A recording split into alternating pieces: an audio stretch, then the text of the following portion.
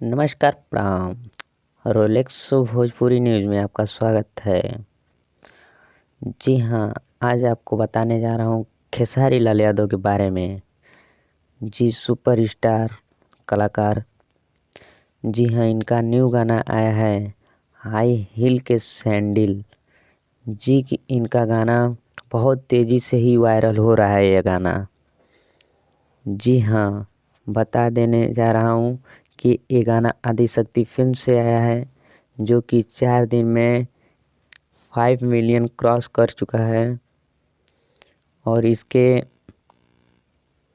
जो राइटर हैं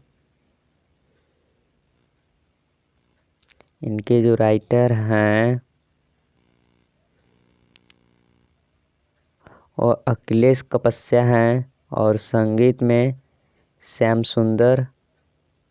जी हाँ, इनके निर्माता हैं मनोज मिश्रा जी आदिशक्ति फिल्म्स के।